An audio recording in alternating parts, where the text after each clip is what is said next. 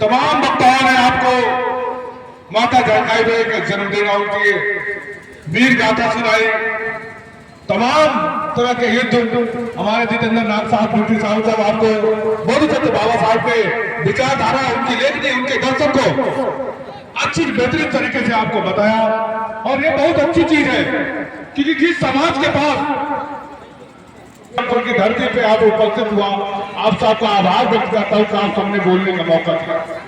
साथियों, माता जानकी बाई का, बौद्ध सत्य बाबा साहब का या भारत के बहुजनों का जो इतिहास रहा वो एक दो दिन में पढ़ने के और सीखने से समय नहीं है, कम से कम महीनों लग जाएंगे, तब कहीं जाकर आप उनके इतिहास और उनके संघर्षों को समझ पाएंगे। जो की हत्याएं हुई, मैं आपसे सिर्फ इतना ही पूछना चाहूंगा, लोग कहते हैं जातवाद खत्म कर दीजिए, जात खत्म कर दीजिए, मैं कहता हूं अम्बेडकरवाद ला दीजिए, संत कबीर साहब का विचारधारा ला दीजिए, बुद्ध के आंदोलन को ला दीजिए।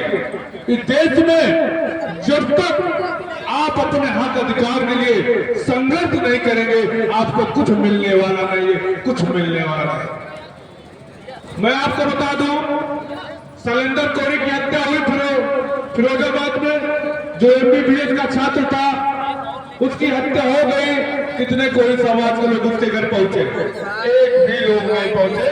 हम 5-7 लोग पहुंचे थे और उसके बाद वहां से लेकर लखनऊ विधानसभा का घेराव किया था, उसमें गिरफ्तारी हुई थी। फिरोजाबाद में 77 कोरी की हत्या फतेहपुर में हुई, लाकअप में पीट कर मार डाला। हमारे बीच में बड़े चाचा जी सुभाष चंद्र लहरी साहब पहुंचे थे और कुछ लोग पहुंचे थे। हमारे बीच में शिवम कोरी को फतेहपुर में तालवानी तरीके से मारा गया। कितने कोरी समाज के लोग पहुंचे थे। सुल्तानपुर की धरती पे राजेश कोरी को लाकअप में मार डाला गया। कितने कोरी समाज के लोग पहुंचे थे। गोंडा में रमेश भारती को गोली मारकर हत्या कर दी गई।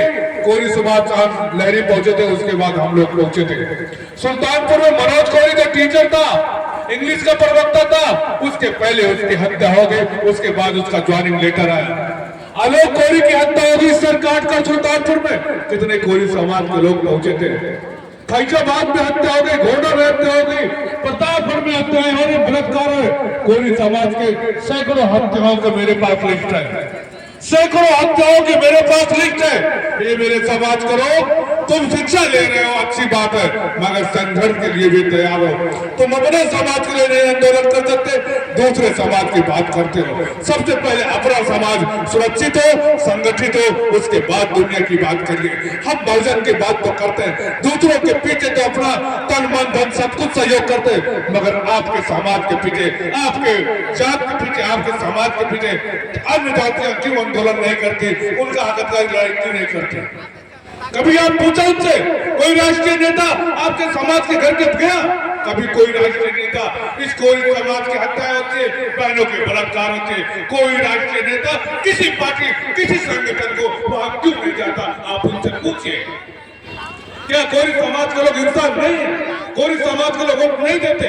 क्या वो कोई समाज के लोग IAS, मास्टर, डॉक्टर, विधायक, MP नहीं है? सब कुछ है, मगर उनके दुख दर्द में कौन पहुंचता है? आप उनसे पूछिए।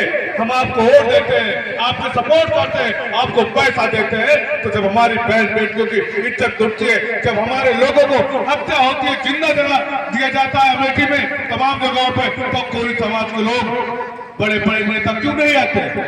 अन्य किसी की हत्या होती है तो लोग पहुंच जाते हैं राजनीति करने, क्योंकि कोई समाज पूरे देश में संगठित नहीं है।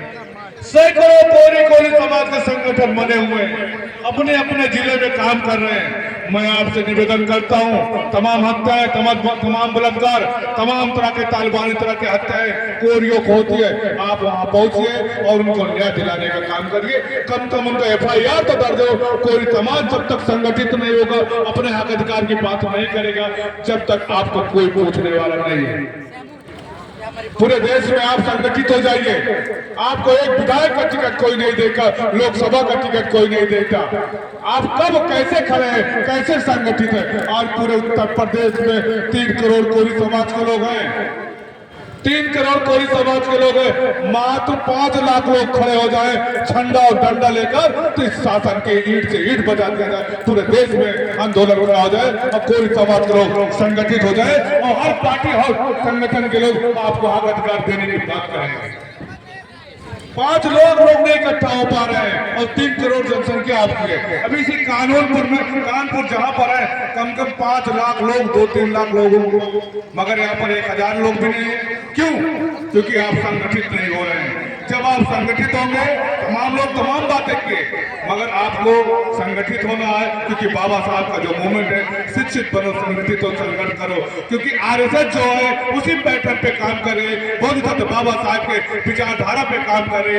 आज हजारों लोग IAS, IPS, doctor, master, supreme court, high court, तमाम जगहों पे जजों की नियुक्ति होती है, एक जात विशेष के लोग वहां पर नियुक्त है। आप कहीं पर नहीं है, आपका विधायक, आपका सांसद आपकी बात लोकसभा विधानसभा में नहीं उठाता। क्यों? क्योंकि आप संगठित नहीं है।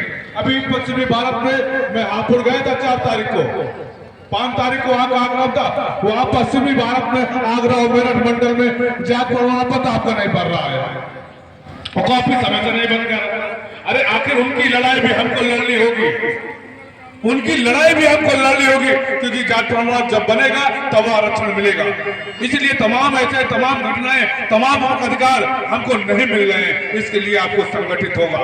मैं आपसे वादा और विश्वास दिलाता हूं, क्योंकि हमें जाना भी है। बहुत लोगों ने, बहुत वक्ताओं ने बहुत बात कही, मैं आपसे वादा और विश्वास दिलाता हूँ, रात दिन सुबह शाम फिर 365 दिन राष्ट्रीय अम्बेडकर सेना और मैं आपके साथ खड़ा मिलूंगा, कंधे से कंधा मिलाकर, चाहे कानपुर हो, चाहे सुल्तानपुर हो, चाहे सहारनपुर हो, हर जगह बहुजन और कोरियों के संगठन के लिए हमको तैयार रहना होगा और तैयारी करके ही संगठन करना होगा, तभी आपको हक अधिकार मिलेगा, अन्यथा मिलने वाला नहीं। आप चाहे जितना शिक्षित हो जाए, चाहे विधायक, एमपी, एमएलए बन जाए, कुछ भी हो जाए, मगर आपके और मेरी मातृशक्तियां जो हमारे बीच में बैठी है, जो जिनका काम होता है हम जैसे बच्चों को तैयार करना, मैं आपसे वादा और विश्वास दिलाता हूं और निवेदन करता हूं, आप अपने अपने घर में एक बच्चे को इस बहुजन क्रांति के लिए, कोरियों की क्रांति के लिए तैयार करिए, क्योंकि क्रांति के बिना शांति नहीं है और शांति के बिना क्रांति नहीं है। इस देश को बौद्धमय बनाना है। बुद्धा का वो देश है, जब भी देश में कभी इस देश में बौद्ध देश हुआ करता था, आज इस देश में बुद्ध धर्म का